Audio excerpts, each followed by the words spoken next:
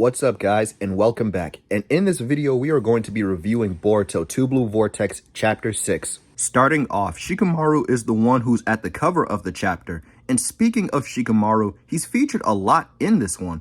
We first see him talking to the elders about Boruto, and it looks like Shikamaru is taking into account what Boruto did by helping the village with code, and also possibly what Sarada has said for the last 3 years. And let's not forget what Amato said about the memories possibly being fake in the last chapter. The elders don't want to hear it, and as a matter of fact, the entire land of fire wants Boruto's head for the crimes they think he did.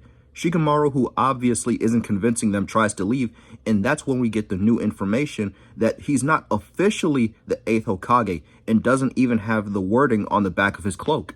And we find out that apparently he wanted 3 years before taking the position officially, and the elders want him to finally accept it due to the 3 years being up. And that explains why his face isn't on the Hokage monument. And this is interesting because why hasn't he taken a position? Could it be he doesn't think that Naruto is dead like Himawari suggested? Guess we'll see in due time. Then, back in the Hokage office, we see Ino come in and give Shikamaru old mission records, and that eventually leads to them having a conversation through the Yamanaka clan mind jutsu, because he doesn't want anyone to hear what he's trying to do next. Next, we see Kawaki, Ada, and Damon in the watch house they've been living in since before the time skip. Ada informs Kawaki about the Shinju going for Naruto, which he is not happy about. Ada, who still is crushing on Kawaki, tries to tell him about her life being in danger, but he doesn't care at all, and is only concerned about Naruto. Damon then brings up an interesting point that if the Shinju come to Konoha looking for Naruto, then it'll expose the lie that Kawaki has sold to everybody. This point is interesting because we know that at some point, everyone will start to turn on Kawaki and will know the truth. So by Damon pointing this out, we should expect the scenario to play out like that or similar to that in the future. Now, of course, Kawaki doesn't answer it and leaves. He then runs into Mitski outside, who apparently has been assigned to watch Ada and Kawaki, which would explain his absence in the Clawgrime invasion because he was watching Ada. However, when Kawaki sees Mitski, he's immediately angered. We cut to Boruto, Sarada, and Sumire. We see Sarada is blushing and thinking about the hug she gave to Boruto and what questions she wants to ask him. Sumire, who notices, starts off the conversation and breaks the ice, and this leads to Boruto acknowledging that he's glad that her and Sarada are fine. Of course, he pokes fun about Sarada hugging him, to which she claims it was because she was worried about him. It's pretty clear that Sarada does have feelings for Boruto, but can't express it properly. But overall, the reason he came back to Konoha was to talk to Sarada about Sasuke and what happened to him. We go back to Mitski and Kawaki outside at the watch house, and Kawaki senses Boruto inside the village. However, we see Mitski preparing a snake.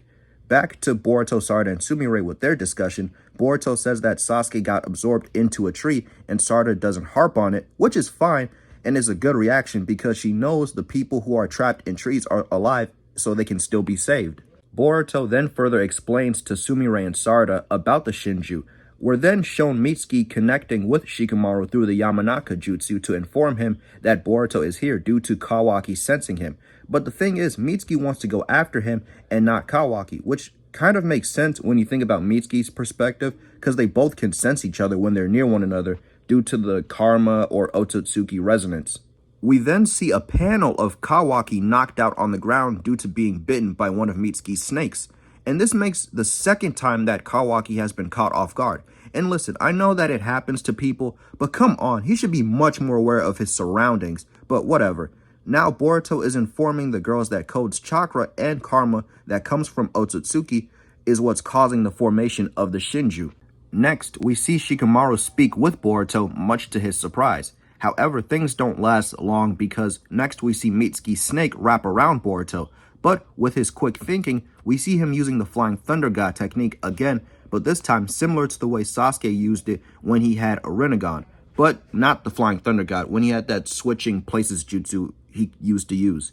We then see a panel of Sage Mode Mitski clearly bloodlusted. Sarada tries to get him to calm down and hear Boruto out, but Mitski isn't having it.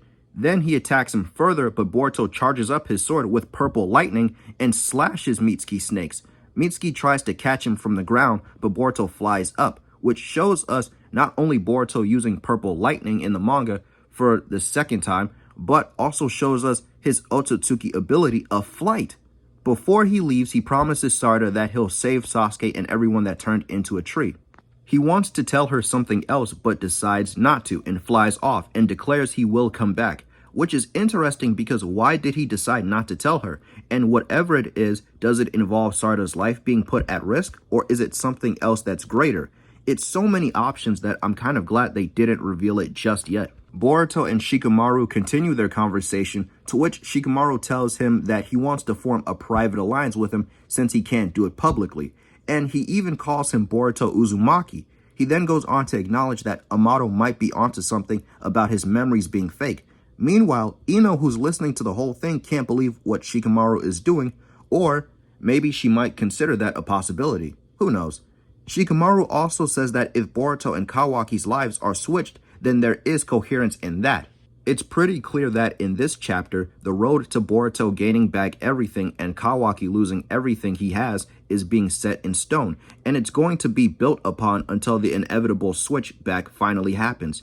Now, finally, Boruto, who has landed far away from the village, and before he can give Shikamaru an answer, he is interrupted by Mitski, who appears seconds later after him, still in sage mode, running towards him, which is impressive because he kept up with a flying Boruto and isn't wasting any time in trying to hurt him. The final page is of Boruto and Mitski, with Boruto saying, quote, "Things are going to get a little rough, Mitski," end quote, which ends off the chapter. So in chapter 7, Boruto and Mitski are going to fight, and Boruto is going to try a little more in this fight with Mitski, more than we saw what he did with his fight with Code. And I'm excited for it, even though it's obvious that Mitski isn't going to win, but it'll be fun to see. Those two potentially using new jutsu, new fighting styles, and to see how Sage Mode Mitski scales to base Boruto, and if after 3 years can his body maintain the Sage Mode, which it should, but we'll see. Anyways, I liked this chapter and I can't wait for the next one. That's all for today's video. Let me know what you guys think down below. Take care and have a great day, people.